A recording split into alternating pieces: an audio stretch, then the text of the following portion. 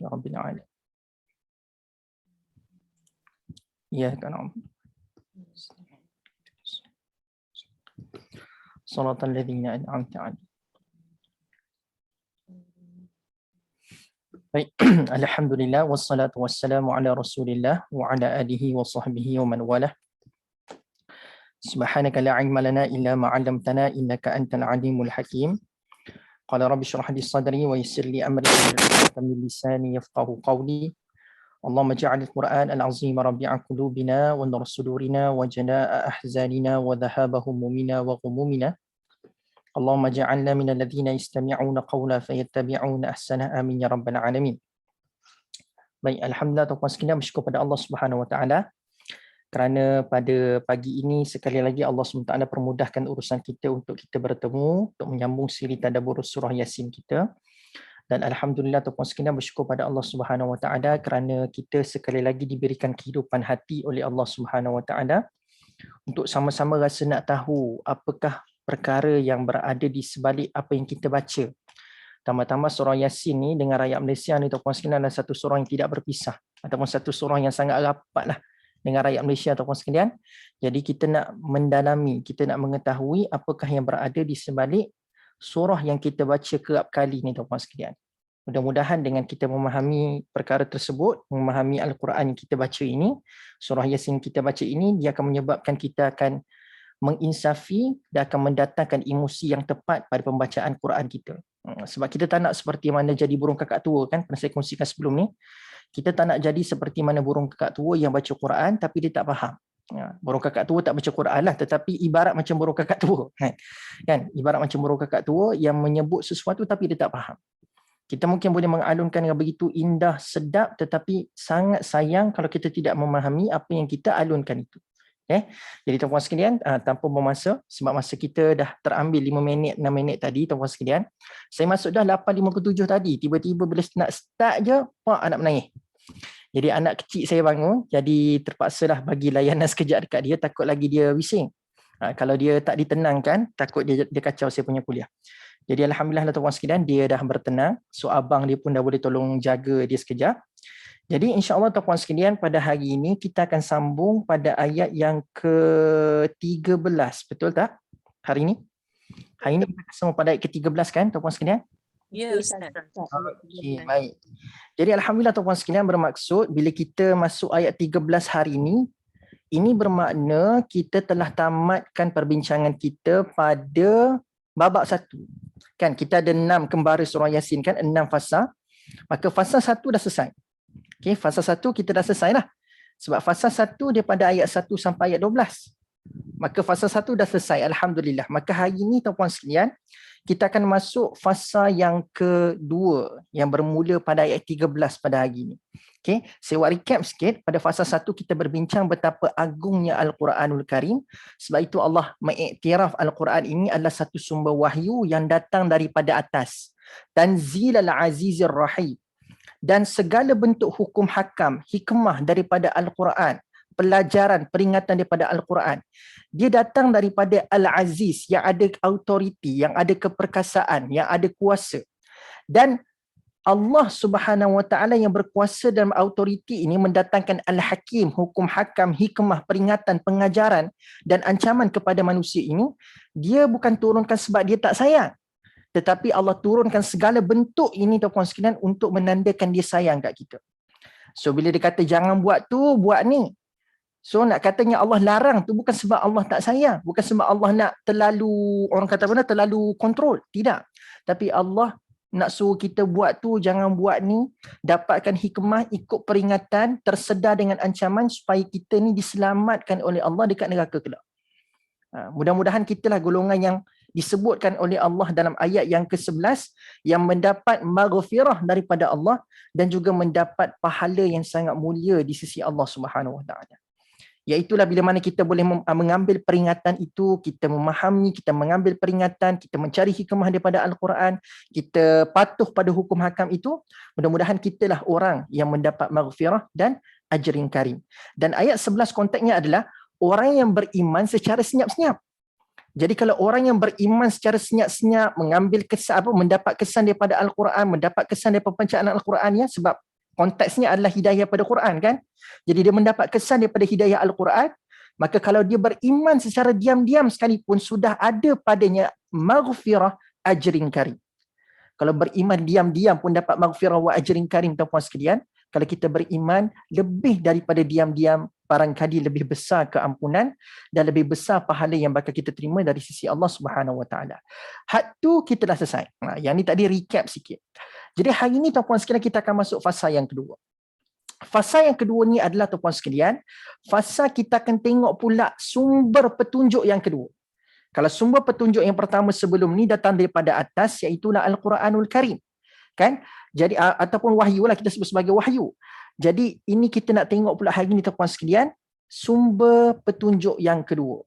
Sumber petunjuk yang kedua, iaitu yang datang daripada arah belakang. Okay, ingat lagi tak, belakang ni simbolik pada apa?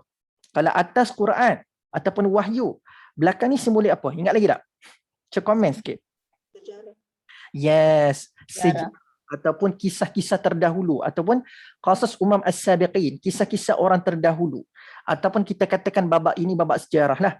Tetapi tuan-puan sekalian, nak kata macam mana, mungkin ada cikgu-cikgu sejarah mungkin boleh mengesahkan atau boleh tambah fakta ini, sebab ternyata tuan-puan sekalian, bila kita tengok subjek sejarah pada hari ini dekat sekolah-sekolah menengah ataupun sekolah rendah tak belajar sejarah lagi, masuk sekolah menengah kita didedahkan dengan subjek sejarah, kan?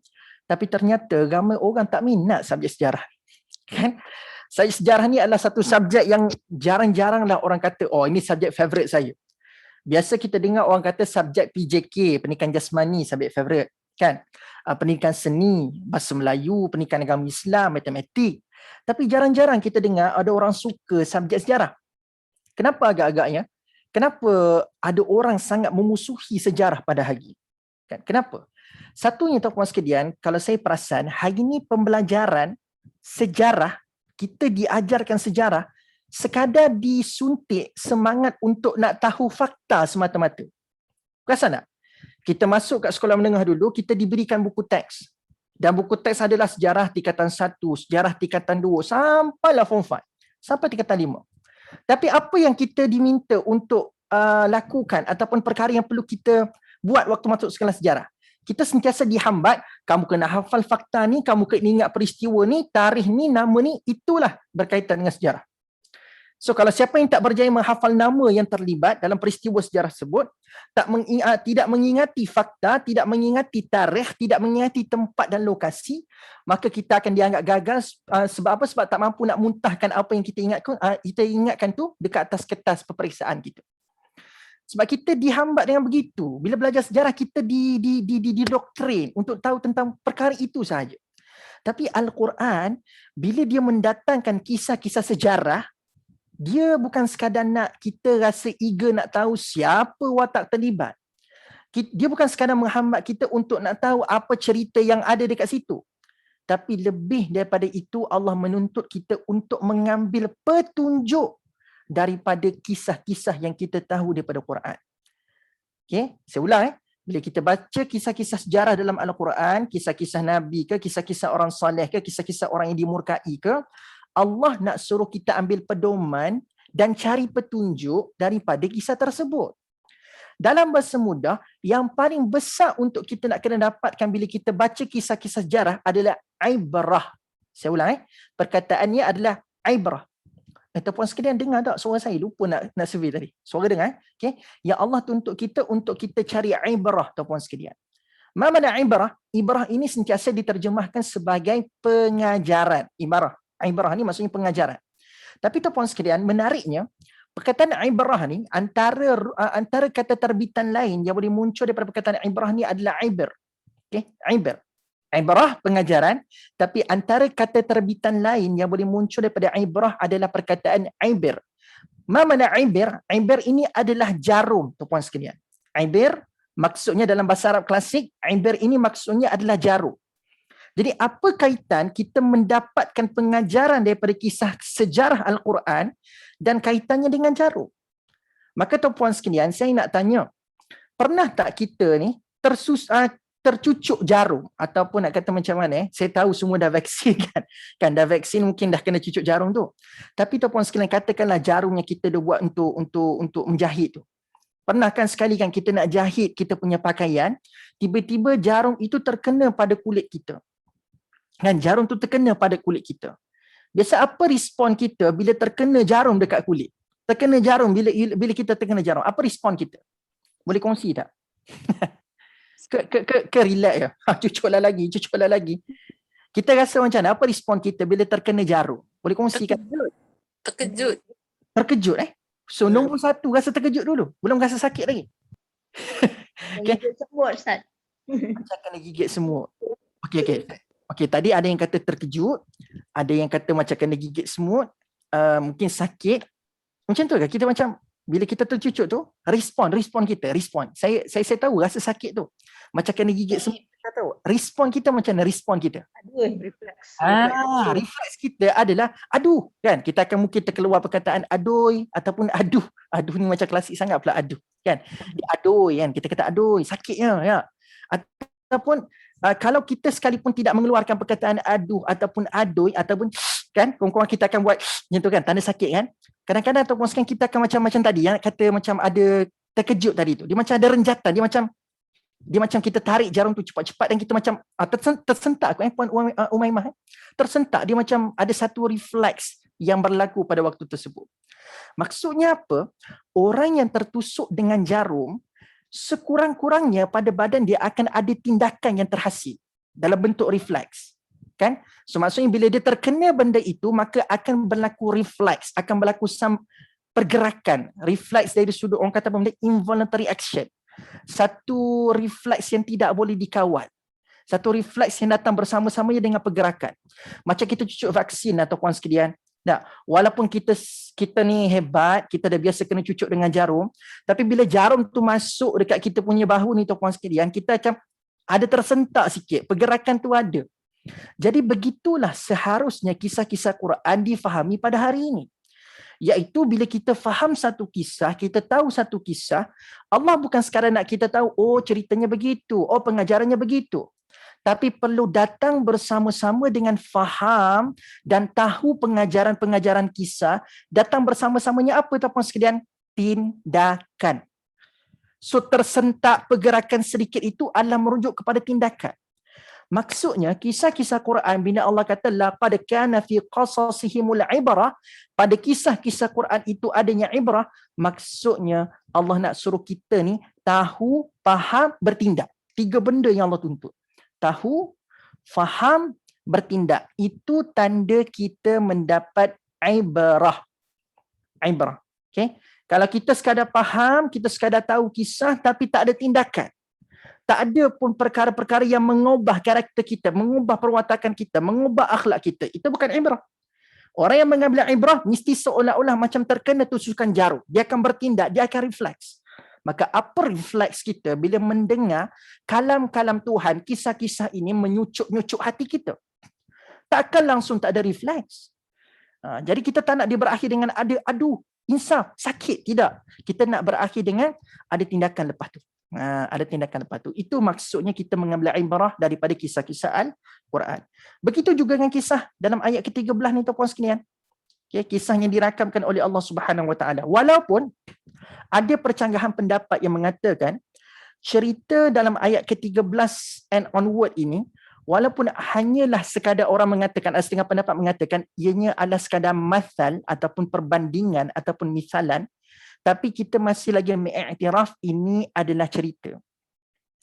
Kenapa saya kata ada pendapat yang mengatakan ini adalah misal? Sebab kalau cerita, mesti cerita tu macam berlaku. Tapi ada juga cerita yang mungkin sekadar dibawa dalam bentuk contoh ataupun perbandingan. Saya lebih prefer tuan-puan sekalian untuk mengatakan ini adalah sebuah kisah.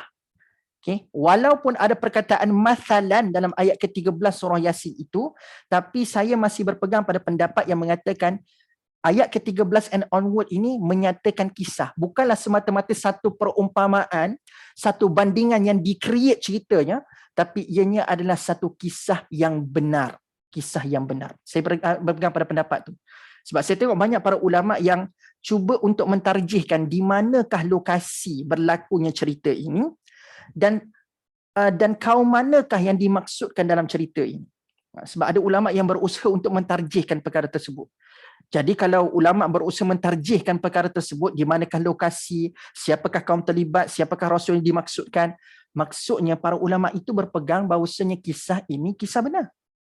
Kisah ini kisah benar. Jadi dengan banyaknya kajian tersebut, maka saya juga meyakini bahawasanya kisah ini kisah benar. Okay, kisah ini kisah benar. Baik, jom kita mulakan dengan isti'adzah. Mudah-mudahan Allah menjauhkan kita daripada syaitan dan iblis yang menghalang kita untuk mendapatkan ibarah daripada apa yang kita nak pelajari pada hari ini. Baik, kita pergi pada ayat ke-13 tuan-tuan sekalian. A'udzubillahi minasyaitonirrajim. وَضَرِبْ لَهُمْ مَثَلًا أَصْحَابَ الْقَرْيَةِ إِذْ جَاءَهَا الْمُرْسَلُونَ. Okay, saya baca terjemahan standardnya adalah, dan ceritakanlah kepada mereka satu keadaan yang ajaib mengenai kisah penduduk sebuah bandar yang tertentu, iaitu ketika mereka didatangi rasul-rasul kami. Baik. So dalam ayat ke-13 ni Allah suruh Nabi Muhammad sallallahu alaihi wasallam. Kenapa saya kata Allah suruh Nabi Muhammad? Sebab kalimah pertama ayat 13 ni tuan-tuan sekalian adalah kalimah yang menggambarkan arahan ataupun perintah, fi'il amar. Wadrib adalah satu kata perintah, satu arahan yang telah diberikan.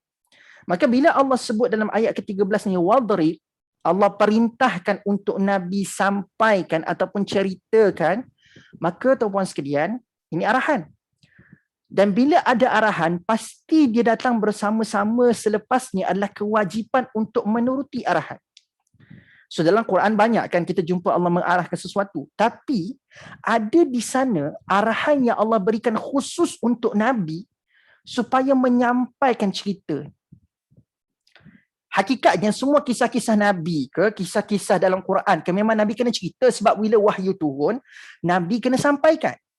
Tapi bila Allah menyelitkan perkataan perintah di awal tu supaya Nabi cerita, maksudnya apa? Maksudnya cerita ni memang tak boleh miss untuk orang tahu. Okay. Bukan bermakna kisah lain orang boleh miss nak tahu, tidak. Tetapi bila ada perintah di awal tu yang suruh Nabi cerita, walaupun Allah tak suruh, Nabi tahu dah tugas dia bila satu wahyu turun, dia kena sampaikan. Dia kena sampaikan. Tapi bila Allah dah sebut perkataan wadrib tu, maksudnya this story is very very important. And you know what tuan-puan sekalian, satu fakta menarik. Dalam Quran ni, kisah yang dimulakan dengan perkataan wadrib ni cuma ada 2 sahaja. Saya ulang Kisah dalam Al-Quran yang awalan kisahnya, yang permulaan kisahnya dimulakan dengan perkataan wadrib, cuma ada 2 kisah saja dalam Quran. Siapa tahu? So sekarang dah tahu dah. Satu ni adalah kisah mengenai satu qaryah yang telah diberikan rasul-rasul. Okay, saya sebut rasul-rasul dulu. Berapa orang rasul lepas ni kita bincang. Okay. So dalam ayat ni Allah kata ada satu kota, ada satu negeri ataupun bandar yang telah diturunkan kepada mereka, didatangkan kepada mereka rasul-rasul. Jadi ini cerita pertama lah. Saya sebut teman sekalian ada 2 kisah je yang permulaan ceritanya dimulakan dengan wadrib. Apa lagi satu kisah? Siapa tahu? Kisah pemuda tu dalam gua. Kisah Pemuda dalam gua tu. Kisah pemuda dalam gua bukan. Bukan. Dia dalam surah tu. Betul dah tu. Dia dalam surah tu tapi bukan cerita pemuda Al-Kahfi. Oh ya ke? Dalam surah tu, dalam suratul Kahfi tapi bukan cerita pemuda Al-Kahfi. Oh ni. Kisah yang orang ada kebun tu, saya berkebun. Yes, betul. Kisah pemilik 2 kebun dalam suratul Kahfi. Kan? Permulaan cerita. Saya highlightkan permulaan cerita tuan-puan sekalian. Jadi permulaan cerita, ada satu lagi kisah yang dimulakan dengan wadrib, iaitulah cerita mengenai pemilik 2 kebun dalam suratul Kahfi. Kan? Macam mana permulaan cerita tu? Wadrib lahum mathalar rajulaini ja'alna li ahadihima jannataini min a'nab. Kan ayat 32 surah Al-Kahfi. Maknanya tuan-puan sekalian, so bila ada 2 cerita sahaja yang dimulakan dengan wadrib, apa yang kita boleh faham? Yang kita boleh faham adalah maybe cerita ini kita boleh classify as orang kata apa? LE, limited edition punya story. LE lah. Limited edition lah. Sebab dua cerita saja yang dimulakan dengan bentuk yang agak unik. Yang Allah mulakan dengan perkataan wadrib. Kan? Ada je kisah-kisah Nabi, ya Allah terus cerita je kisah dia. Tapi kenapa ada muqaddimah? Yang ni dikatakan cerita yang terkandung muqaddimah. Yang kalau Allah tak suruh pun, Allah tak sebut muqaddimah ni pun, Nabi dah tahu dah kena sampaikan cerita ni. Tapi bila Allah mulakan dengan muqaddimah dan ianya datang dalam bentuk perintah, mesti ada something yang kita boleh kaji kenapa Allah memulakan muqaddimah sebegini. Okay, baik. Saya tak nak masuk cerita lagi, tapi saya nak anda menghayati dan menghargai muqaddimah ini. Baik. Dalam Quran, dari sudut penceritaan kisah dalam Al-Quran, antara word yang biasa kita akan nampak dalam majoriti kisah Al-Quran adalah perkataan kadzalika. Okay. Pernah dengar tak perkataan kadzalika dalam Al-Quran? Have you read ataupun pernah dengar tak perkataan ni? Kadzalika. Pernah dengar tak?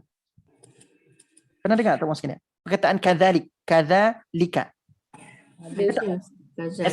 Ya selalu kan perkataan kadzalika dalam Al-Quran. Puan sekalian, satu benda yang menarik yang saya kongsikan pada hari ini. Kalau anda nak detect ayat yang anda baca tu ada tak cerita, ada tak kisah, cuba anda cari perkataan kadzalika, sama ada sebelum ataupun selepas perkataan itu mesti ada cerita. Mesti ada cerita. Okay? So biasanya Allah akan gunakan perkataan kadzalika ni sama ada untuk memulakan cerita ataupun nak memberikan konklusi kepada sebuah cerita dalam Al-Quran. So kebanyakannya dalam kisah-kisah Quran ni Allah gunakan perkataan apa? Kadzalik. Jadi itu adalah benda yang majoriti. Banyak Allah guna perkataan itu untuk menggambarkan cerita Al-Quran. Tapi wadrib ni dia rare. Dia sangat-sangat jarang. Dua cerita je dalam Al-Quran dimulakan dengan wadrib. Baik. Kita pergi pada muqaddimah ni. Perkataan wadrib tu iaitu kalimah wadrib. Okay. Wadrib ni tuan-puan sekalian, kalau kita baca terjemahan Quran kita pada saat ini, kalau saya punya terjemahan, saya nampak wadrib itu maksudnya dan ceritakanlah. Ada tak tuan-puan sekalian versi terjemahan tuan-puan sekalian yang lain daripada saya? Yang kita tengok terjemahan saya setakat ini, saya jumpa terjemahan saya mengatakan wadrib itu maksudnya dan ceritakanlah. Tuan-puan sekalian punya terjemahan macam mana? Dan buatlah. Dan buatlah. Okey, lagi? Ada lagi tak yang lain? Dan buatlah, dan selain pada dan ceritakanlah ataupun dan buatlah. Kesemua dan buatlah belaka. Okey, nampak gayanya? Quran sama lah makna Ustaz. Dan buatlah. Lebih kurang lah. Nak katanya, patutnya di sini terbukti macam, kita nampak ada perbezaan terjemahan yang kita baca pada hari ini, betul tak? Saya punya versi Quran yang saya baca ni adalah dan ceritakanlah. Dan saya tengok tuan-puan sekalian punya versi adalah dan buatlah. Jadi nak katanya perbezaan di situ. Tetapi tuan-puan sekalian, okey, kita ambil dua ni sebab nampak ini je dua perkataan yang muncul. Sebab saya tengok ada yang lain, ada yang kata dan kisahkanlah, dan khabarkanlah. Jadi banyak versi. So kita ambil dua yang ada dalam sesi pada pagi ini tuan-puan sekalian, dan buatlah dan ceritakanlah. Okey, baik. Tuan-puan sekalian, buatlah, ceritakanlah. Bukankah dalam bahasa Arab ada word yang lain? Sebab kalau tengok pada word yang digunakan dalam nas ini, wadrib ni datang dari perkataan daraba. Wadrib datang dari perkataan daraba. Tuan Basri, betul. Daraba itu maksudnya adalah pukul. Tuan-puan sekalian, saya nak tanya, pernah tak saya kongsikan tentang hikmah perkataan wadrib dalam Al-Quran sebelum ini? Sama ada kita bincang surah Al-Mulk ke ataupun perbincangan sebelum ini? Pernah tak saya kongsi hikmah kenapa Allah guna wadrib ni? Belum. Macam pernah cakap Rasa macam ada pernah sebut pasal daraba. Kenapa kita guna daraba tu pukul, tapi kita guna daraba di sini. Betul. So kalau siapa yang mungkin pernah dengar, anggap ini revision. Saya percaya mungkin ada yang tak pernah dengar, tapi saya akan kongsikanlah. Jadi tuan-puan sekalian, wadrib datang dari perkataan daraba yang bermaksud pukul, seperti mana yang Tuan Basri terjemahkan untuk kita semua, iaitu pukul. Jadi kalau kita nak terjemahkan secara literal, secara linguistiknya, maka kita akan katakan wadrib itu terjemahannya adalah, secara fi'il amarnya adalah dan pukullah. Dan pukullah kepada mereka satu cerita. Patutnya begitu. Jadi kita pula terjemahkan hari ini, terjemahan kita pula kata dan buatlah ataupun dan ceritakanlah. Agak-agak kenapa perkara ini berlaku ya tuan-puan sekalian? Nampak jauh sangat tu. Ceritakanlah, pukullah. Buatlah, ceritakan, pukullah, buatlah. Macam jauh tu beza dia. Jadi tuan-puan sekalian, inilah bahasa Arab yang kita akan dapati terjemahan kita yang kita baca pada hari ini sudah diadun dengan tafsir. Maka kita tidak mendapat word yang asal pada terjemahan yang kita baca pada hari ini. Sebab mutarajim yang telah menterjemahkan Quran daripada Arabik to Malay pada hari ini, dia telah adunkan, dia telah campurkan, dia telah sebatikan terjemahan itu dengan tafsiran yang cocok. Sebab tu kita tak dapat root word dia yang asal.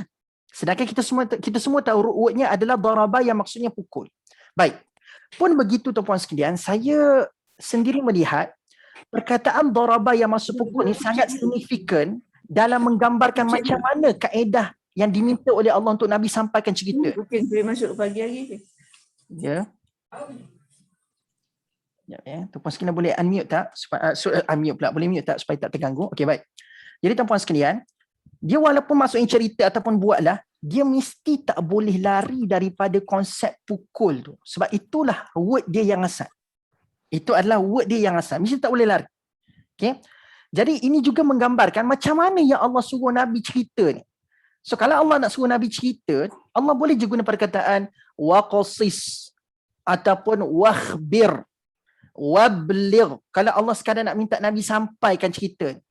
Tapi kenapa tak diguna wabligh, waqasis, wakhbir untuk menggambarkan cerita dan sampai ni? So Allah mesti ada sebab memilih perkataan ini. Dan ternyata tuan-puan sekalian, bila saya kaji antaranya Ibnu Ashur dalam Tahrir wa Tanwir menggambarkan kenapa Allah guna perkataan wadrib ini. Jadi tuan-puan sekalian, kan saya sebut tadi, ia menggambarkan macam mana Allah minta Nabi sampaikan. So ada orang, boleh je, dia tahu cerita, dia berdiri dekat depan orang ramai, dia pun sampaikan sahaja apa yang diminta untuk disampaikan. Kan, contoh dia berdiri kat depan tu kan tuan-puan sekalian, okey, ada cerita yang dia tahu dan orang tu minta sampaikan. Okey, bismillahirrahmanirrahim, dia pun cerita daripada awal sampai habis. Dia boleh cerita daripada awal sampai habis. Lepas tu habis. Assalamualaikum warahmatullahi wabarakatuh. Bye. Begitulah. Jadi ada orang boleh sampaikan cerita, tetapi tak semua orang boleh menyampaikan cerita dalam kualiti wadrib, tuan-puan sekalian. Baik. Wadrib ni, untuk anda lebih memahami macam mana kualiti yang Allah minta Nabi sampaikan, anda kena pecahkan kepada dua. Pertama, fokus kepada yang memukul. Yang kedua, fokus pula kepada yang dipukul. Sebab pastinya, bila kita kata tindakannya adalah pukul, pukul ni tak boleh berlaku satu pihak sahaja. Pukul mesti melibatkan dua pihak. Saya ulang pukul mesti melibatkan dua pihak. So siapakah pihak tersebut? Pihak pertama adalah pihak yang memukul. Pihak yang kedua adalah pihak yang dipukul. So dapat tangkap tak dua pembahagian ini? Yang memukul dan yang dipukul. Maka bila kita perhalusi yang memukul dan dipukul ni, insya-Allah kita akan faham kualiti penyampaian Nabi yang Allah suruh Nabi buat ni. Baik, kita fokus dulu pada yang memukul tuan-puan sekalian. Fokus dulu pada siapa? Yang memukul, bukan yang dipukul. Jangan fokus pada yang dipukul dulu, fokus pada yang memukul dulu. Okey, baik. So bila Allah kata wadrib, siapakah dengar ayat ni? Yang dengar ayat ni adalah Nabi. Orang pertama yang dengar ayat ni adalah Nabi. So Nabi lah yang tertakluk pada perintah ini. Jadi pada yang memukul, selaku Nabi yang nak memukul kisah ini kepada kaumnya, maka tuan-puan sekalian, pada pihak yang memukul, kalau dia pukul seseorang, apa yang akan berlaku dekat diri dia? Cuba kongsikan dengan saya. So kalau dia di pihak yang memukul, so bila dia pukul seseorang, katakan bam, kan? Dia tumbuk ataupun dia pukul seseorang. So apa akan berlaku pada orang yang memukul? Cuba kongsikan dengan saya. Ke anda tak pernah ada pengalaman tuan-puan sekalian memukul seseorang ataupun memukul sesuatu? Jadi kalau kita pukul sesuatu kan, katakan kita pukul meja. Kan, kalau kita pukul meja kita dengan kuat, bam, kita pukul meja kita dengan kuat. So what will happen kepada orang yang memukul? Kongsikan dengan saya. Yang anda boleh kongsikan? Terasa tindak balas. Yes, terasa tindak balas satu. Puan ke Tuan Hasni Rasul? Tuan Tuan ke Puan? Hasni Rasul? Asma. Tuan Puan. Okey, Puan Hasni Rasul. Betul. Which mean orang yang memukul, dia akan rasa sakit juga kan? So the idea is dia rasa. Kan? Walaupun dia pukul seseorang, walaupun dia harapkan orang tu je akan rasa sakit, tetapi tak dapat lagi tuan-puan sekalian, orang yang memukul pun akan turut rasa tau. Cuba pukul kuat-kuat tuan-puan sekalian, pukul dinding ataupun pukul seseorang yang kuat. Walaupun orang tu rasa sakit, kita pun akan rasa tau. Kita pun akan rasa. So the idea yang pertama adalah saya concludekan, yang pertama dia akan rasa. Dia akan rasa. So tak kira lah rasa sakit ke, rasa puas hati ke, yang pentingnya adalah orang yang memukul tu dia akan rasa. Dia akan rasa. Yang kedua tuan-puan sekalian, apa lagi yang berlaku pada yang memukul? Di samping dia rasa sakit ataupun apa lagi? Di samping dia rasa, ada lagi tak yang berlaku pada yang memukul? Puas. Puas tu termasuk dalam rasa tadi, dia rasa puas hati kan. Dia pukul seorang, dia rasa, oh puas, dah lama aku simpan dah. Dia kata, dah lama betul aku simpan ni. Ini semua tak aku lepaskan dekat pukulan tadi lah. So dia rasa, Sebelum kita nak pukul, kita rasa marah dulu tak Ustaz? Kalau nak pukul sesuatu. dia rasa marah. So dia masih lagi berkaitkan dengan rasa. So sakit, marah, puas, semua tu berkait dengan rasa. So ideanya adalah rasa. Kita dah rangkumkan dalam satu kata kunci, iaitu rasa. Lagi apa lagi? Okay, baik. Saya bagi hint. Bila kita pukul dengan kuat, kan, kita pukul meja dengan kuat, satu sakit kan? Tapi cuba tengok tangan anda lepas anda pukul sesuatu dengan kuat. Apa yang ada yang berlaku dekat anda punya permukaan tangan yang memukul sesuatu dengan kuat? Dia akan berbekas. Nampak tak? Dia macam ada kemerah-merahan. Kan? Kemerah-merahan ataupun mungkin macam Tuan Basri sebut, barangkali kalau dia pukul terlalu kuat, maka dia mungkin akan lebam. The idea is, bila dia pukul terlalu kuat tuan-puan sekalian, dan doraba juga digambarkan dengan satu pukulan yang bukan gitu kan. Yang acah-acah pukul tu tak panggil doraba tuan-puan sekalian. Jadi kalau doraba tu digambarkan dengan pukulan yang sangat kuat. Jadi bila kita pukul dengan kuat, dia akan meninggalkan bekas, okay? Meninggalkan kesan. Okay? Saya concludekan dia punya konsekuensi yang kedua ni adalah kesan pada yang pemukul ni adalah dia akan meninggalkan kesan ataupun bekas. Kesan ataupun bekas. So saya conclude so dia akan meninggalkan kesan. Okay. Itu adalah poin yang kedua. So ada dua dah kita nampak. So dia pun akan rasa. Yang kedua adalah dia akan meninggalkan kesan kepada yang memukul. Okay, baik. So tuan-puan sekalian, ini dua yang berlaku kepada yang memukul ya tuan-puan sekalian. Okey, sekarang alihkan perhatian anda, pakai pula jersey orang yang dipukul. Tadi anda pakai jersey ataupun pakai tanda anda yang memukul. Sekarang anda pakai jersey yang dipukul. So bila mana anda kena pukul, kena pukul. Selaku yang dipukul, apa yang berlaku dekat anda? Senaraikan pada saya. Senaraikan, tuan-puan sekalian. Tadi yang memukul rasa meninggalkan kesan. Yang dipukul, apa yang berlaku? Rasa tersentak. Rasa tersentak ataupun dia rasa jugalah kan. Maksudnya bukannya orang yang memukul je rasa. So orang yang dipukul pun akan rasa lah. Rasa sakit, rasa bengkak. Tahu bengkak? Tahu bengkak? Rasa bengkak hati kan. Dia rasa tak puas hati. Dia kata kau apa hal? Dia mungkin macam-macam benda lah yang akan muncul. So rasa tu pun ada. So geram ke, marah ke, kita tanya-tanya ke. So semua akan rasa. So ada rasa tu. Lagi. Dia akan meninggalkan kesan tak tuan-tuan sekalian? So bila mana orang tu pukul dengan kuat, pukul dengan kuat. So kita yang memukul rasa meninggalkan kesan, meninggalkan bekas. Yang dipukul meninggalkan bekas tak? Ada.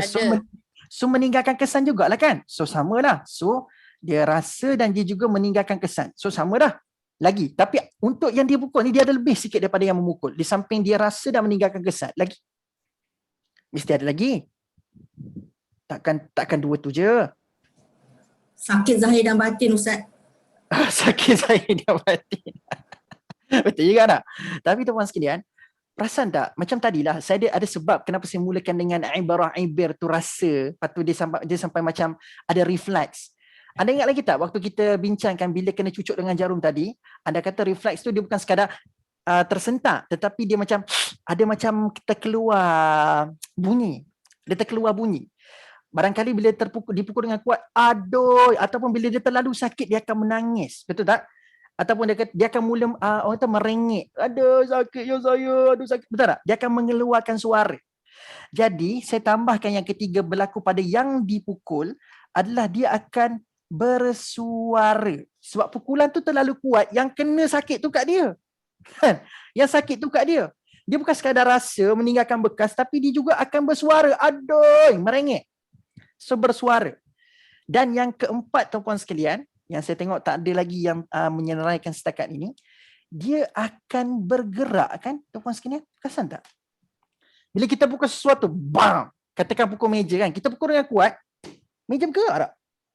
Ada berlaku pergerakan tak? Dalam konsep fizik, mungkin cikgu fizik kalau ada dalam sesi pada pagi ini boleh sahkan, bila ada force, bila ada daya, dia akan ada work done. Kan? Dia akan meninggalkan pergerakan, ada movement. Sebab work done itu dia menggambarkan ada movement. Bila kita ada force, bila ada daya, dia akan ada movement, akan ada pergerakan. Betul tak cikgu fizik? Tindak balas. Yes, tindak balas. Ataupun kita katakan sebagai movement, pergerakan lah kan? Jadi nak katanya tuan-puan sekalian, yang kita boleh nampak ada 4 perkara yang berlaku kepada yang dipukul. Dia rasa, dia pun terkesan, meninggalkan bekas pada diri dia. Yang kedua, dia akan bersuara, aduh. Yang keempat adalah dia akan bertindak, dia akan bergerak. Mungkin barangkali sebab dah terkuat kena pukul, dia akan bergerak sekali. Maka tuan-puan sekalian, nampak apa ni Ustaz cerita ni, bila nak masuk surah Yasin ni cerita pasal dipukul. Tuan-puan sekalian ada sebab saya nak cerita benda ni. Lepas ni anda akan faham kenapa cerita LE Limited Edition ni anda perlu berikan perhatian. Pertama-tama permulaan dia sangat remarkable. Iaitu bila Allah suruh Nabi, walaupun tak perlu suruh pun Nabi dah tahu kena sampaikan, dan bila disuruh dalam sebutan wadrib, maksudnya pada yang memukul. Okay, sekarang aplikasikan yang dua pada yang memukul tadi. Dia perlu rasa, dia perlu terkesan. Maksudnya Allah minta Nabi, kau nak sampaikan cerita ni kan wahai Muhammad, itu tanggungjawab kamu. Kamu kena menyampaikan cerita ni sebab kamu wal Quran, sebab Quran ni al-Hakim, innaka laminal mursalin, kamu utusan aku, kamu kena sampaikan Quran. Maka aku nak minta kamu ya Rasulullah, bila nak sampaikan cerita ni, first thing first, kau terlebih dahulu kena rasa cerita ni. Kau terlebih dahulu wahai Muhammad kena rasa cerita ni. Kena rasa cerita ni. Kau kena ada feel, kau kena beremosi dengan cerita ni.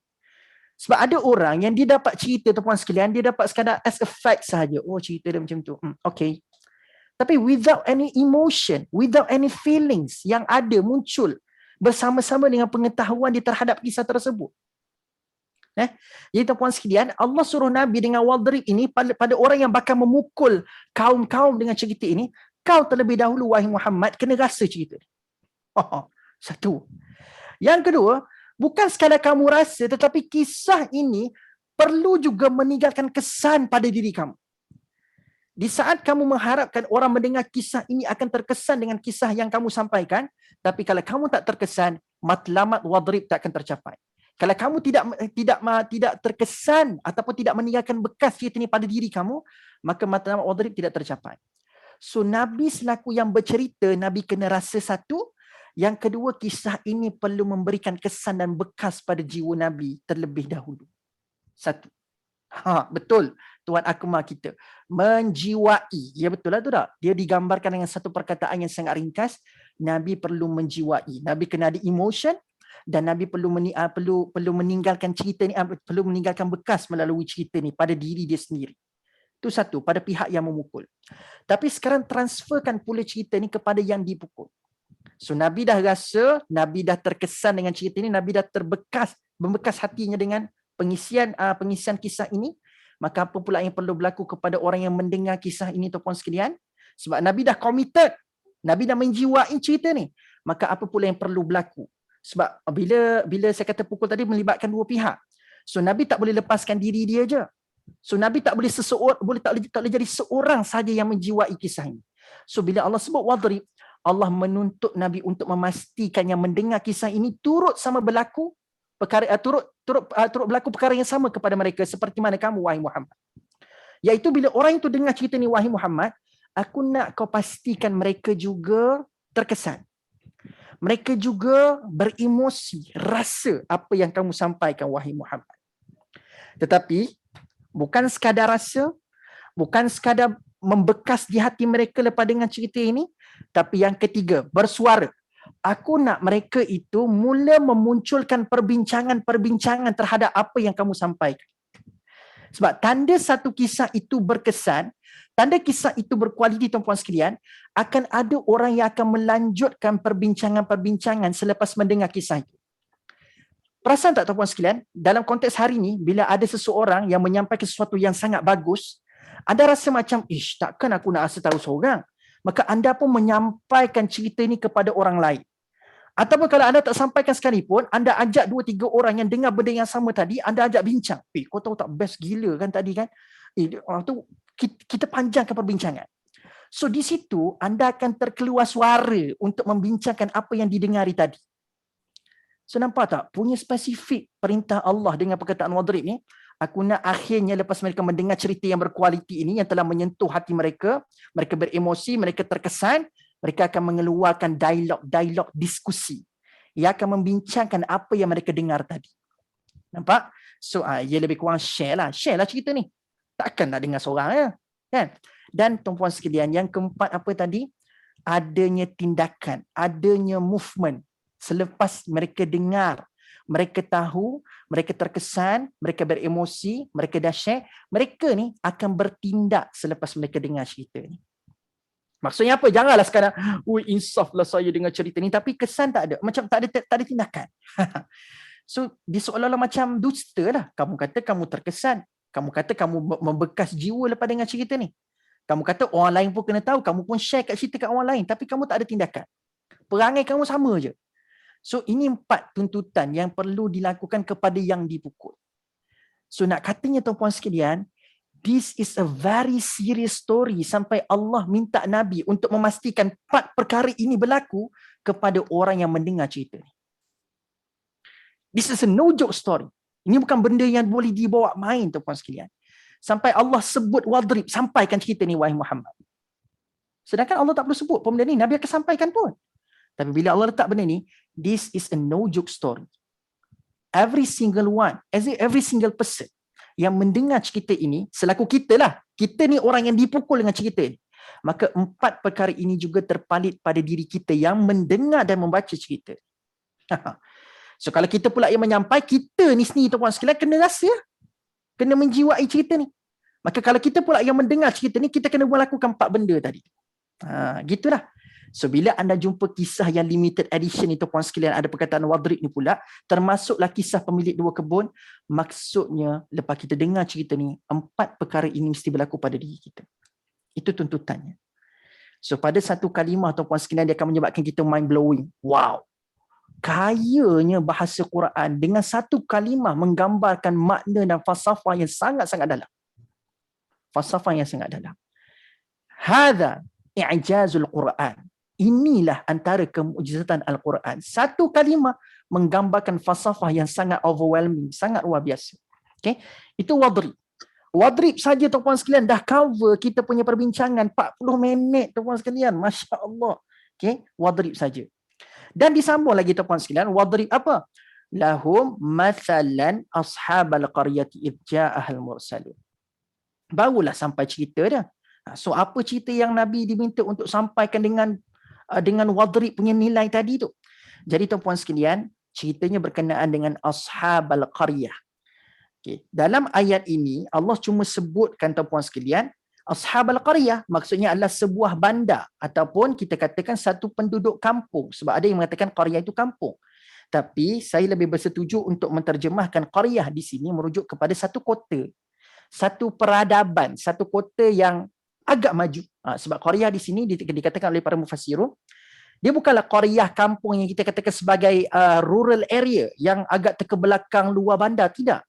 Tapi qaryah di sini adalah merujuk kepada satu perkampungan yang agak maju juga. Dia ada fasiliti yang agak maju. So itulah yang dikatakan ashabal qaryah. Jadi mungkin timbul persoalan pada waktu ini adalah, Ustaz, di manakah lokasi cerita ni? Kalau cerita ni kisah yang benar, maka di manakah ashabal qaryah ini? Kan? Mungkin kita akan tertanya-tanya. Walaupun ada mufassirun, kalau kita buka tafsirannya, ada yang memberikan jawapan kepada persoalan ini tuan-puan sekalian. Tapi ingat lagi tak saya kata, bila kita baca sejarah Quran, kisah-kisah sejarah dalam Al-Quran, dia bukan sama seperti mana tuntutan bila kita belajar sejarah dekat sekolah. Sejarah kat sekolah, kita wajib tahu siapakah individu terlibat. Di manakah lokasi itu berlaku? Sebab bagi cikgu sejarah kat sekolah, this is a very important point. Sebab kamu akan ditanya dekat dalam exam, siapakah yang memerdekakan Malaysia sebagai contoh. So siapa tu penting. Tapi dalam Quran, versi cerita Quran, siapa sometimes is not important at all. Sebab the very big things yang perlu kita garap daripada kisah Quran bukan siapa, bukan di mana, tapi apa pengajaran. Sebab tu Allah tak sebut di manakah lokasi ini. Kan? Allah boleh sebut tapi Allah tak sebut. Walaupun kita baca tafsir, kita akan jumpalah Ashabul Qaryah ini merujuk kepada wilayah Antioquia. Antioquia. Okay? Tapi saya merasakan, okay, katakanlah tuan-tuan sekalian, oh anda pun tahu, oh Antioquia tempat yang dimaksudkan. Soalan, lepas anda tahu pun wilayah itu adalah wilayah Antioquia tuan-tuan sekalian, dia menambahkan keimanan tak? Oh Antioquia bertambah iman saya kepada Allah. Bertambah tak keimanan lepas tahu tempat tu Antioquia? Ataupun dijelaskan juga kaum tu kaum apa? Kaum yang dirujuk kepada apa? Seperti mana Allah jelaskan kaum Samud, kaum Ad dan sebagainya. Maka tuan-puan sekalian, kalau anda tahu pun sekalipun kaum ni kaum apa, dia menambahkan iman tak? Wallahu a'lam kan? Cuma nak katanya tuan-puan sekalian, Allah nak alihkan perhatian kita kepada benda yang lebih penting. So fokus kepada benda yang Allah jaharkan. Itu lagi banyak pengajaran daripada kita sakit kepala nak bincang di mana tempat dia, siapakah kaum ini. So just kita berhenti kepada apa yang Allah diamkan itu saja. So benda yang Allah diamkan, boleh kalau kita ada kemampuan untuk mengkaji, dipersilakan, tetapi cuba kita jadi seseorang yang banyak habiskan masa kepada benda yang telah Allah jaharkan. Benda yang Allah jahar ni pun kita tak habis nak kaji, benda yang Allah diamkan juga lah kita nak habiskan masa untuk mengkaji. So habiskan banyak masa untuk mengkaji benda yang Allah dah jaharkan tu puan sekalian. Jadi Ashabul Qaryah. So Ashabul Qaryah ni satu kota ni Allah kata irja'ahal mursalun. Telah didatangi oleh rasul-rasul. Allah tak kata irja'ahal mursal, Allah tak kata irja'ahal rasul, tapi Allah sebut irja'ahal mursalun. Jadi tuan-puan sekalian, al-mursalun di sini direct menggambarkan kepada kita bukan seorang rasul yang telah diutuskan kepada kaum ini. Sebab Allah sebut al-mursalun in terms of jamak dalam sebutan yang plural. Jadi Allah kata kaum ini ataupun kota ini, Ashabul Qaryah, bukan diberi seorang rasul, bukan diutuskan seorang rasul, tetapi Allah kata mursalun, rasul. Maksudnya lebih daripada seorang. Jadi kalau kita nak tahu berapakah bilangannya tuan-puan sekalian, kita kena tengok ayat selepasnya. Ayat selepasnya Allah menggambarkan, Allah bagi tahu berapa angka mereka. Idh arsalna ilaihi muthnaini. Mula-mula Allah kata Allah utuskan berapa? Ilaihi muthnain. Apa makna ithnain? Dua. So mula-mula Allah kata kaum ini diberikan 2 orang rasul untuk berdakwah dekat kampung. Wow, dahsyat kan? Kebanyakan yang kita dengar tuan-puan sekalian, kebanyakan rasul, satu kaum satu rasul lah. Kan? Satu kaum satu rasul. Tapi menariknya cerita dalam surah Yasin tuan-puan sekalian, kaum ini permulaan dia Allah utuskan 2 rasul terus. 2 rasul terus. Kan? Jadi nak kata yang tuan-puan sekalian, ilaihi muthnaini. Kan? Ilaihi muthnaini. 2. Tapi apa yang berlaku tuan-puan sekalian, patutnya bila 2 kaum bergabung, patutnya meletup dakwah ni. Ini bukan 2 individu yang biasa, tetapi 2 individu yang diangkat sebagai rasul. Lelaki yang luar biasa. Jadi bila 2 lelaki bergabung untuk menyampaikan dakwah, should be boom dakwahnya. Should be. Nabi Muhammad berhadapan dengan kaum kafir Quraisy di Mekah, lepas tu jumpa pula dengan Yahudi di Madinah, berhadapan seorang diri. Kan? Tapi ini 2 orang rasul. Should be boom dakwahnya. Tapi cuba nak tengok apa yang berlaku walaupun 2 orang rasul telah diutuskan kepada kaum ini. Apa yang berlaku? Fakadzabuhuma. 2 orang rasul ini didustakan, ditolak mentah-mentah. Walaupun 2 rasul telah bergabung, berganding tenaga tuan-puan sekalian untuk menyampaikan dakwah, tapi 2 orang rasul ini ditolak mentah-mentah oleh kampung ini. So setakat fakadzabuhuma, apa kita faham tentang kaum ini tuan-puan sekalian? Yang diutuskan rasul, tapi 2 orang rasul yang datang pun ditolak mentah-mentah gitu je. So apa kita faham tentang kaum ini? Apa yang kita boleh expectation tentang kaum ini? Sangat ego, sombong.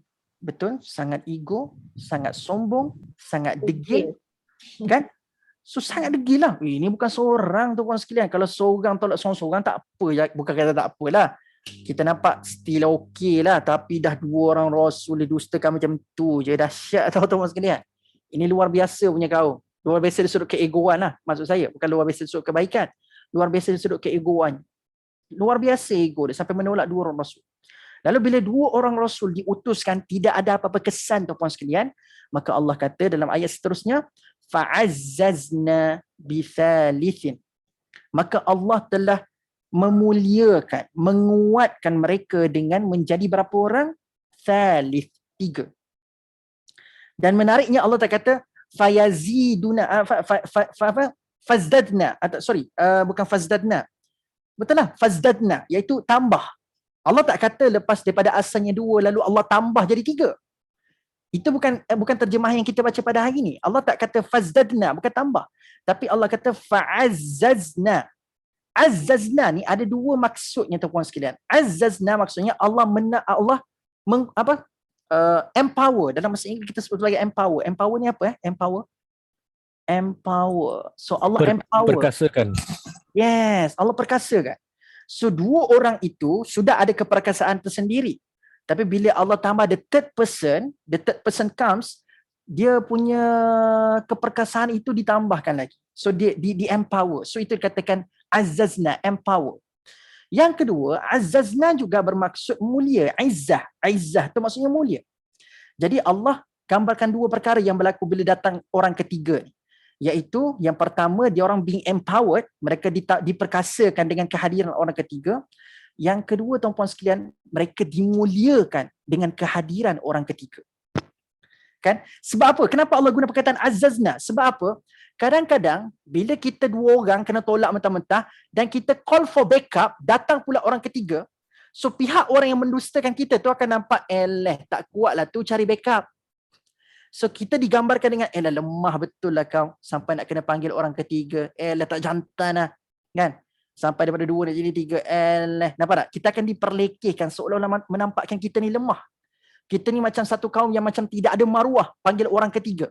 Tapi Allah kata kehadiran Rasul yang ketiga ini bukan menandakan 2 orang Rasul tu tak ada maruah, tidak ada kejantanan untuk berhadapan dengan dakwah. Tapi azzazna di situ menggambarkan kehadiran yang ketiga ini akan menggambarkan kemuliaan Rasul itu. So Allah menolak dakwaan orang yang mengatakan kaum yang mengatakan kepada 3 Rasul ini hadir orang ketiga sebagai tanda kelemahan dan tidak bermaruah.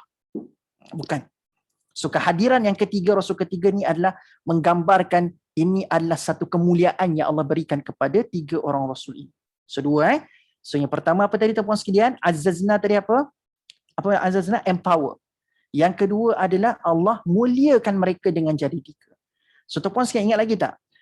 Bila saya bahaskan tentang Al-Aziz, kemuliaan keperkasaan Allah Subhanahu Wa Taala, kena ingat tau, bila Allah telah memuliakan, bila Allah telah empower mereka dengan kehadiran orang ketiga, bila the idea is Allah telah empower dan telah Allah memuliakan, pastinya ianya akan mendatangkan kesan yang sangat luar biasa.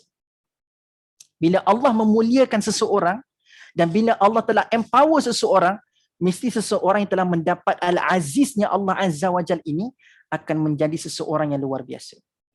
Barangkali ada orang tolak dia, ada orang nampak dia tu lemah, tapi bila Allah empower dia, barangkali tidak akan ada kekuatan yang boleh mematahkan empower Allah kepada orang itu.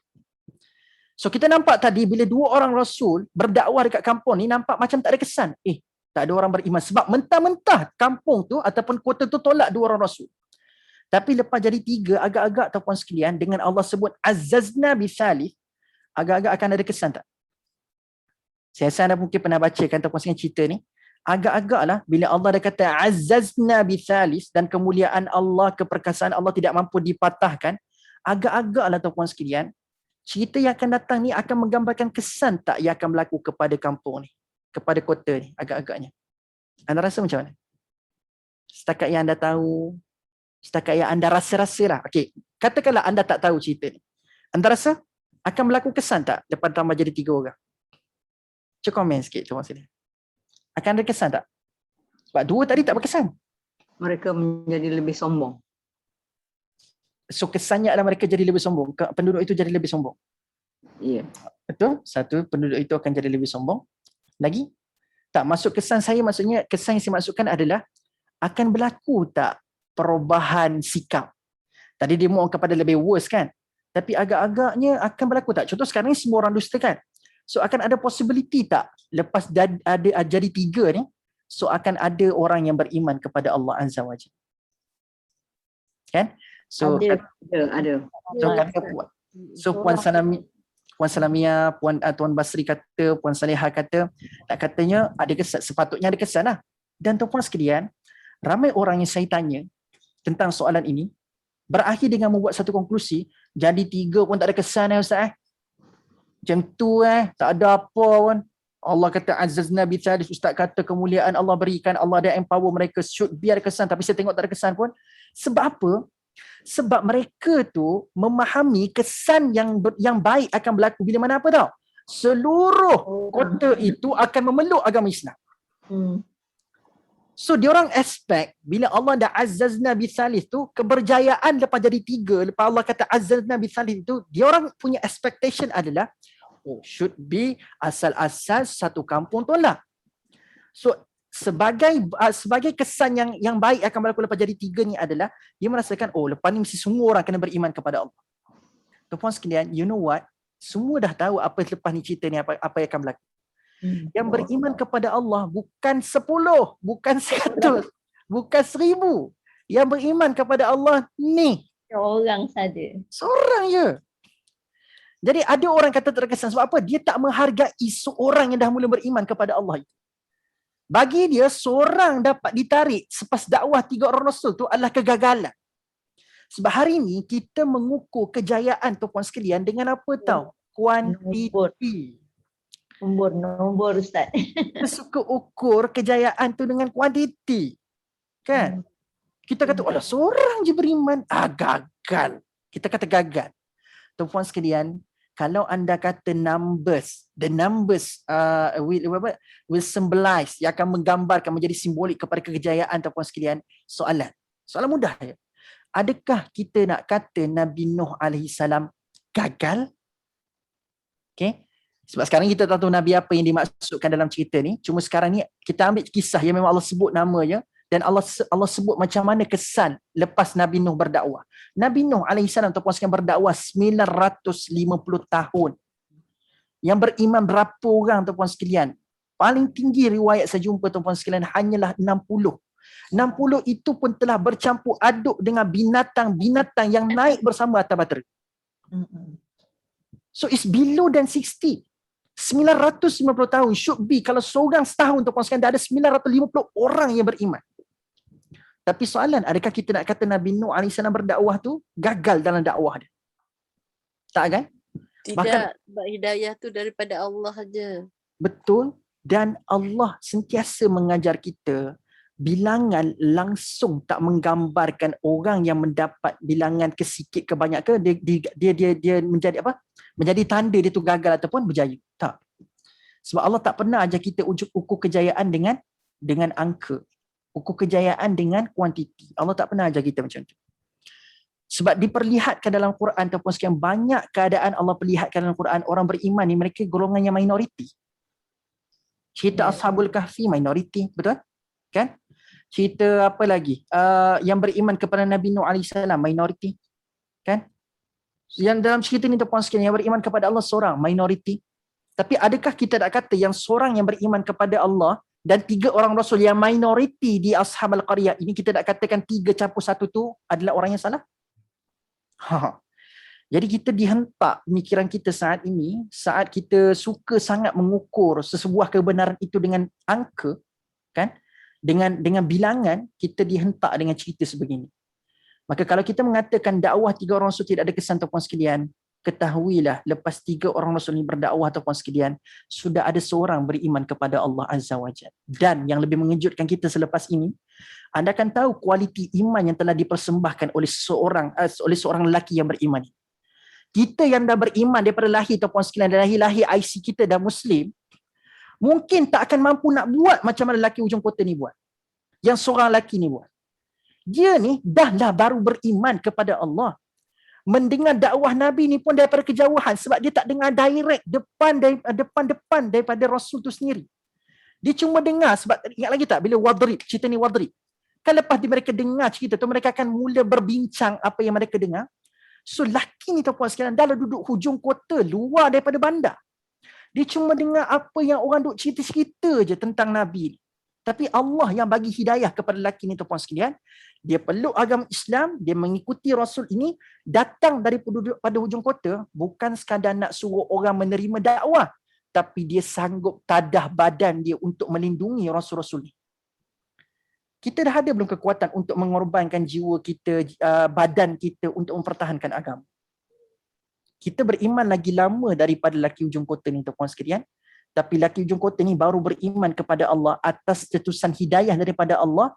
Sedikit hidayah telah menyebabkan dia berani untuk berkorban jiwa dan raganya, bahkan jasadnya, untuk mempertahankan Rasul Allah Subhanahu Wa Taala. Kita yang dah lama pun tak ada kekuatan macam ni tuan-puan sekalian. Ya. Kita nak tulis kebenaran pun kita fikir 2-3 kali. Habis kan?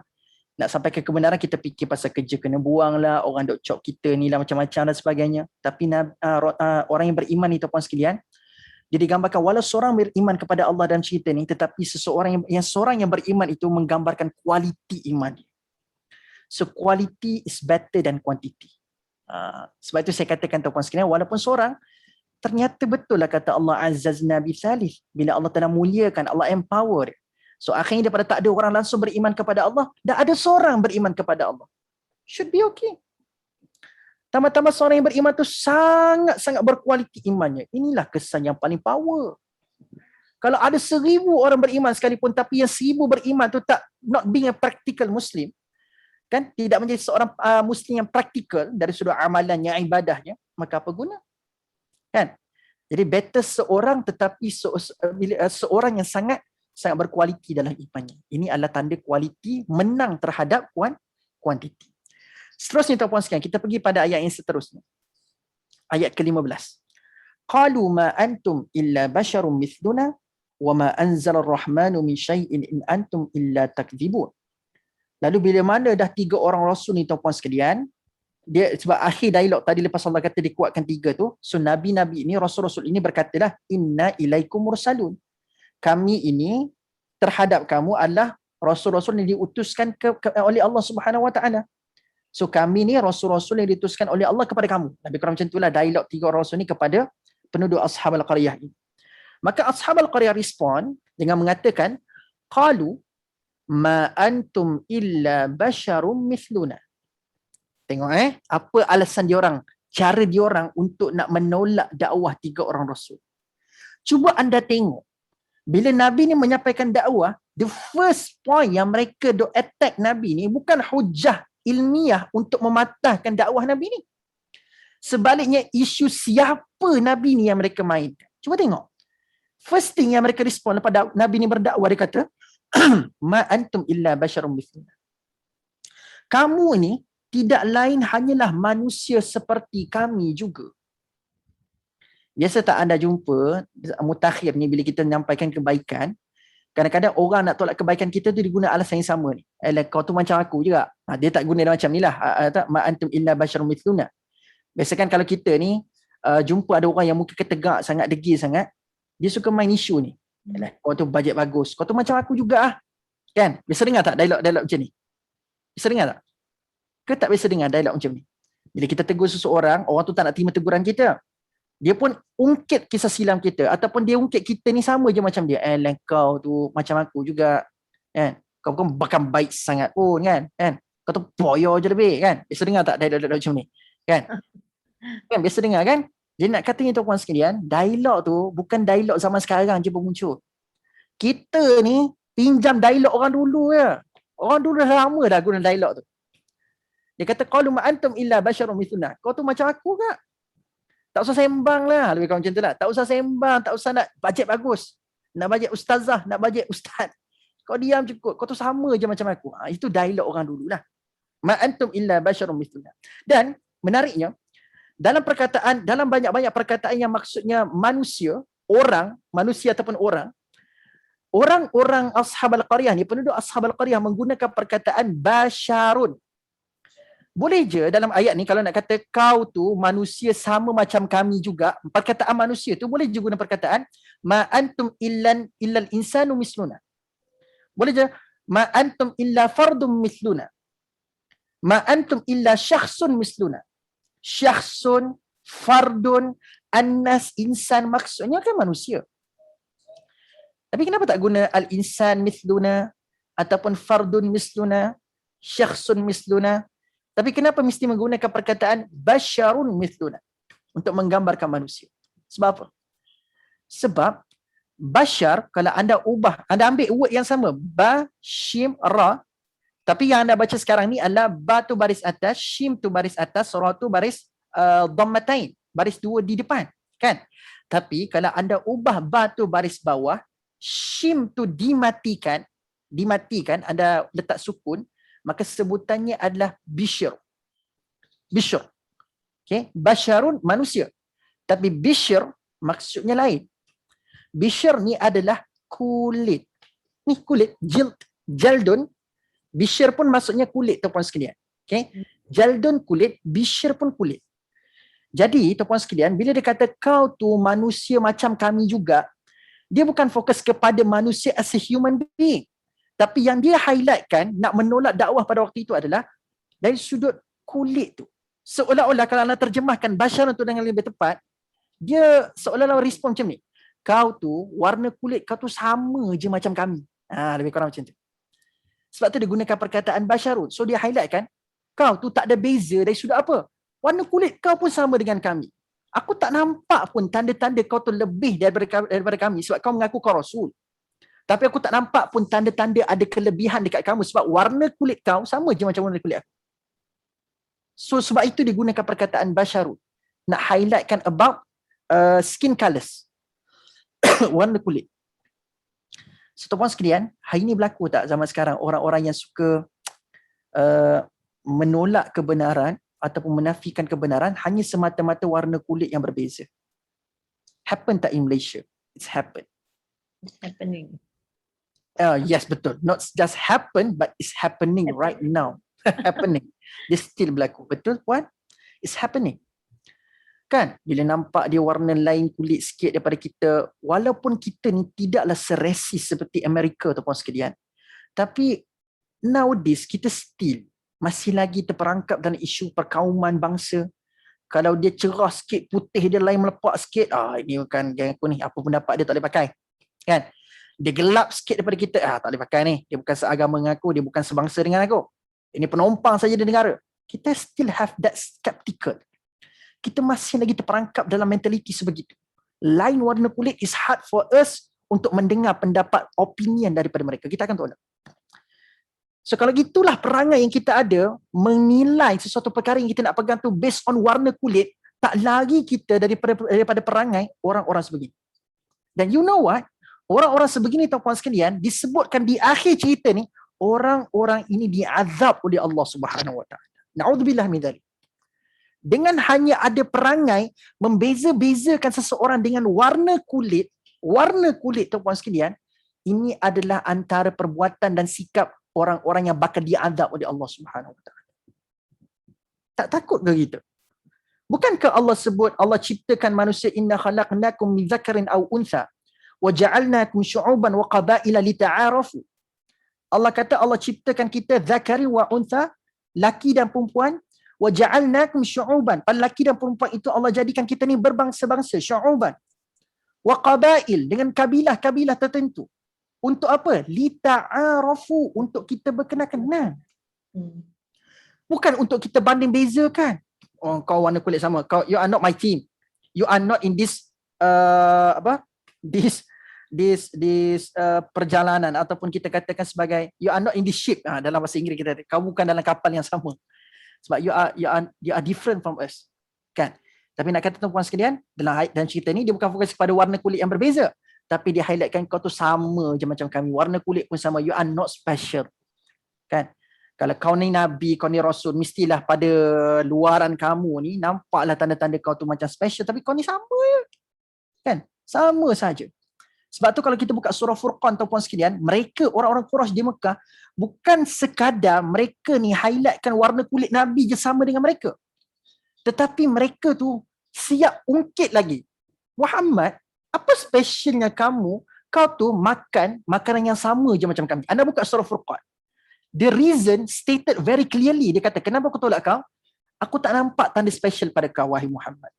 Kau makan makanan sama macam kami, kau pergi ke pasar yang sama macam kami. Maksudnya apa? Nabi nak dapat makanan pun, Nabi kena pergi pasar, kena beli makanan untuk makan dekat rumah. Kalau kau tu Rasul, bukankah Allah yang akan feed you? Allah akan bagi makanan setiap hari bila kau bangun tidur, atas meja kau akan ada makanan. Itu dakwaan orang-orang kafir Quraisy di Mekah nak tolak Nabi. You are not special. Makan pun kena usaha, nak dapat duit pun kena kerja, kan? You are not special. Nampak tak? So, okey, betul tuan-puan sebutkan, dari sudut dia orang tu remehkan, dia orang taksub, amalan taksub di Malaysia. Satu lagi tuan-puan sekalian, ini jelas kelihatan dakwah satu ketika dahulu tersekat disebabkan orang-orang yang mendengar dakwah ni, mereka ada mentaliti siapa ni lebih daripada apa. Saya dah banyak kali dah ulang poin ni tuan-puan sekalian. Ternyata kisah-kisah Quran banyak menggambarkan orang-orang tolak dakwah Nabi bukan sebab apa yang disampaikan oleh Nabi. Ingat lagi tak sebab tuan-tuan sekalian saya sebutkan pada ayat yang ke Allahumma salli ala Muhammad. Ayat yang ke 7 surah Yasin. Kan saya kata bila dia dengar dakwah, mereka tu bukan kata apa yang mereka dengar tu salah. Sebab Allah kata ala aktsarihim, ramai daripada kalangan mereka dengar dakwah Nabi ni dia kata make sense lah apa Nabi sampaikan ni. Betul apa Nabi sampaikan. Tapi kenapa dia orang still tolak? Sebab mereka ada masalah siapa yang menyampaikan. So same goes tu dalam cerita lelaki hujung kota ataupun cerita lelaki 3 orang Rasul ini. Mereka tolak dakwah 3 orang Rasul bukan sebab apa yang disampaikan, tetapi dia orang tolak sebab kes warna kulit sama je. Ma antum illa basharun mithluna. Tu je isu dia. It's not the issue of dia kalah hujah ke, nampak hujah tu hujah dia lagi strong daripada hujah Nabi. Not that issue. Isunya adalah isu siapa yang menyampaikan. Ini juga berlaku kepada Firaun tuan-puan sekalian. Dakwah Nabi Musa tersekat bukan sebab Firaun punya hujah tu lagi kuat. Tapi sebab isu dia apa dalam surah Asy-Syu'ara memang digambarkan the reason paling besar Firaun tak boleh terima dakwah Nabi Musa sebab apa? Kau tu anak kutip. Bukan surah Asy-Syu'ara. Kita akan jumpa alasan ini. Kau ni anak tak kenal budi, kau tu anak kutipan. Aku tahu kalau aku tahu daripada dulu lagi kau yang akan menentang aku satu hari nanti, waktu kecil dulu aku dah sembelih dah kau. Aku dah bunuh dah kau. So isu siapa juga? So ternyata dakwah zaman berzaman banyak tersekat sebab isu siapa, bukan sebab isu apa. Kan? Perasan tak tuan sini? So bebaskan diri kita. Betul pada Puan Sarania sebutkan, bebaskan diri kita daripada taksub kepada orang kata konsep siapa ni. Jangan taksub dengan pegangan siapa yang bercakap, siapa yang bercakap. No. Yang kita nak kena pandang sekarang ni adalah apa yang diperkatakan. Okay. Lalu tuan-puan sekalian ayat ke-15 ini disambung dengan وَمَا أَنْزَلَ الرَّحْمَنُ مِنْ شَيْءٍ إِنْ أَنْتُمْ إِلَّا تَكْذِبُونَ. Dan tuan-puan sekalian, dia sambung lagi lepas dia bagi tahu kamu ni manusia macam kami juga, dan dia sambung lagi dengan apa? Tuhan yang Maha Pemurah tidak menurunkan sesuatu tentang agama yang kamu dakwakan. Kamu ini tidak lain hanyalah berdusta. Tuan-puan sekalian, saya suka mengaitkan statement selepas mithluna itu, lepas dia kata kamu ni warna kulit sama je macam kami. Alasan kedua ni bagi saya alasan yang paling jijik yang mereka keluarkan. Alasan jijik dan dangkal mereka keluarkan. Mereka tu ego je sebenarnya, tak nak terima kebenaran. Tapi mereka make up mereka punya hujah tu sampai akhirnya terselah kebusukan, kejijikan hujah yang mereka nak bawa. Apa disebut? Dia kata, وَمَا أَنْزَلَ الرَّحْمَنُ مِنْ شَيْءٍ. Tuhan Ar-Rahman tak pernah turunkan sesuatu sebab semisal dengan kamu. Aku percaya Tuhan Ar-Rahman tak akan turunkan orang macam kau. Lebih kurang macam tu lah. Kau tu bukanlah utusan daripada Tuhan Ar-Rahman. Tahu tak kenapa saya kata jijik dan busuk alasan? Dia orang sendiri lari daripada sifat Ar-Rahman yang nak cuba selamatkan mereka daripada jahiliyah, yang nak selamatkan mereka supaya hidup dengan lebih baik. Kau sendiri lari daripada Ar-Rahman, tiba-tiba kau nak guna nama Ar-Rahman, sangat dangkal dan jijik serta busuk. Faham tak? Dia dah lari daripada Tuhan, tiba-tiba guna nama Tuhan untuk menolak Rasul. Dalam bahasa mudah, menunggang agama. Dalam bahasa lain juga tuan-tuan sekalian, menggunakan hujah-hujah agama untuk menutup kesalahan yang mereka lakukan. So hujah apa yang mereka gunakan tuan-tuan sekalian? Menggunakan hujah ketuhanan dan menggunakan sifat Tuhan tu sendiri untuk menolak 3 orang Rasul. Can you just imagine that? Dia menggunakan hujah sifat Allah untuk menolak Rasul, sedangkan Rasul ini tuan-tuan sekalian datang kepada mereka untuk menyelamatkan mereka sebagai tanda sayang. Nanti kita akan tengok kenapa saya katakan Nabi ni sangat sayang kepada kaum ni. Sebab apa? Bila mereka berdakwah, langsung tak ada pun minta, okey saya dah berceramah 2-3 jam ni, mana upahnya? Kan mana upah? Sebab kita tengok nanti tuan-puan sekalian, Nabi ni dia langsung tak minta upah. Yang ni anda tengok pada ayat yang ayat ke-21. Ittabi'u man la yas'alukum ajran wa hum muhtadun. Turutlah orang-orang yang tidak meminta satu balasan pun, ajrun, dia tak minta upah, dia tak pernah minta pun hadiah, balasan apa yang mereka sampaikan kepada kamu. Dia sampaikan itu semata-mata nak selamatkan kita semua daripada apa? Daripada azab Allah, daripada kita ni tak hidup dengan penuh jahiliah. Dia nak selamatkan kita. Tanda dia ikhlas berdakwah, dia tak minta sesen pun duit kita, dia nak minta kita dengar je. Nampak tak? So tiba-tiba orang tu punyalah menggambarkan sayang Allah, sayangnya dia kepada orang yang sedang didakwahkan. Tiba-tiba dia guna hujah Ar-Rahman untuk menolak dakwah Rasul yang menggambarkan sifat sayang. So hati-hatilah tuan-puan sekalian hari ni kalau kita nak berhujah, tak nak terima sekalipun, jangan menggunakan hujah-hujah agama untuk menutup mulut-mulut orang yang mengajak kita ke arah kebaikan. Ini adalah alasan busuk dan jijik yang kita kena jauh tuan-puan sekalian. Anda dengarkan isu penunggang agama kan? Dia boleh berhujah dengan sangat hebat, sangat tuntas dengan hujah-hujah agama, semata-mata nak mendiamkan pihak yang menyampaikan kebenaran dan nak membetulkan apa yang dia buat. So dia nak validate things yang mereka buat tu, dia guna hujah agama. Oh, I'm not wrong. Allah Ar-Rahman tak pernah turunkan seseorang pun macam kamu. Lebih kurang macam itulah. Okay? Nak kata ni tuan-puan sekalian, hati-hatilah dengan golongan sebegini. Sebab tu Nabi pernah bagi hint kan, ada golongan akhir zaman yang akan muncul yang disebut sebagai Ruwaibidah. Kan Ruwaibidah tu pernah dengar kan Ruwaibidah kan? Sahabat pernah tanya siapa Ruwaibidah? Orang-orang yang memakai topeng agama tetapi menyampaikan perkara-perkara yang sayyi'ah dan fasad. Menyampaikan perkara-perkara yang buruk dan kerosakan. Dia pakai topeng agama, wajah mereka sangat-sangat warak Islamik tetapi menyampaikan perkara-perkara yang batil semata-mata. Okay? Jadi tuan-puan sekalian, mudah-mudahan kita dijauhkanlah.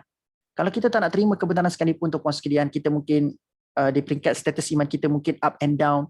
Kadang-kadang ada orang sampaikan kebenaran, kita rasa macam susah kita nak adapt, susah kita nak terima. So, why not kita diam sahaja. Barangkali kita dah dapat diselamatkan daripada mendatangkan hujah-hujah yang kadhib, yang dusta. So, diam itu lebih baik. Tak nak terima, diam. Lebih kurang macam itu. Okay? Jadi tuan-puan sekalian, banyak kita pelajari pada hari ini. So bila mana tuan-puan sekalian, Ruwaibidah, Ruwaibidah, ada hadis Nabi sebutkan tentang ancaman akhir zaman ni akan munculnya Ruwaibidah ni, iaitu yang menyampaikan agama tetapi menyampaikan agama dengan dusta lah, mendustakan agama. Lebih kurang macam itulah mafhum hadis tu, Ruwaibidah ni. Okay. Jadi tuan-puan sekalian, kita banyak pelajari, antara pun kita belajar daripada ayat 13 sampai 15 ni adalah yang pertama, kalau kita nak menyampaikan sesuatu, sampaikanlah dengan bersungguh-sungguh. Wadrib tadilah, sampaikan dengan sungguh-sungguh. Jangan kita ni ajak orang buat baik, tapi kita ni jauh panggang daripada api. Ataupun cakap tak serupa bikin. Kan? Cakap nak suruh orang lain, rasalah cinta kepada Allah. Ajak orang tu terkesan dengan pengisian tu, tapi kita langsung tak terkesan. Tak boleh. So kita kena terkesan terlebih dahulu, kita kena meninggalkan bekas kisah ni kepada diri kita, barulah mudah kita nak ajak orang lain. Seolah-olah antara bahasa mudah kita nak faham, hati yang baik akan menyebabkan hati-hati yang lain juga akan turut jadi baik. Kalau kita menyampaikan dengan hati yang baik, dia akan menyebabkan penyampaian kita itu pun akan diterima baik oleh hati-hati yang mendengar. So hati kena baik. Yang kedua tuan-puan sekalian, kita belajar juga tentang konsep kebenaran tidak diukur dengan kuantiti. Sebaliknya Allah suruh kita ukur kebenaran itu dengan kualiti. Yang terakhir tuan-puan sekalian, kita belajar jangan kita jadi seseorang yang membeza-bezakan warna kulit orang, kan, sampai kita susah nak terima kebenaran, ataupun bebaskan diri kita daripada mentaliti siapa, fokus kepada apa yang nak disampaikan. Yang terakhir tuan-puan sekalian, hentikan menggunakan hujah-hujah agama untuk menutup kesalahan yang kita lakukan pada hari. So kalau kita salah, akui kesalahan. Kalau kita betul, bawalah hujah yang betul untuk kita menjelaskan apa yang samar itu. Okey. Jadi wallahu a'lam bissawab, mudah-mudahan adalah manfaat tuan-puan sekalian. Saya mohon berundur 3 minit awal sebab yang seorang ni dah duduk sini pada tadi lagi dah. Dia punya kelas 10.30. Macam biasalah tuan-puan sekalian duduk kat rumah ni macam tu lah. So saya kena take over jaga yang tu sebab abang ni dah tahu dah pukul 10.30 dia punya waktu kelas. So dia dah prepare dah. Alhamdulillah. So saya minta maaf tuan-puan sekalian atas kalau ada kesilapan, kelemahan, ketelajuran bicara, salah gurau. Saya mohon maaf tuan-puan sekalian. So far macam mana tuan-puan sekalian? Okey tak? Dapat something yang berharga tak pada surah yang kita sering kali baca ni? So hopefully dia akan mengubahlah pembacaan kita pada malam Jumaat tu. Barangkali mungkin kita baca setiap pagi surah Yasin. Dia akan menyebabkan kita rasa best lah. Tidaklah sekadar baca untuk sekadar nak baca, tapi kita akan rasa best kepada apa yang kita baca tu. Dan terbina motivasi sebab surah ni surah motivasi untuk pendakwah. Mudah-mudahan kita juga termotivasi insya-Allah. Baik, saya mohon undur diri tuan-tuan sekalian. Aku qauli hadza wa astaghfirullahal azim li wa lakum. Saya kena letakkan buku mak dulu sebab saya takut terlupa buku mak.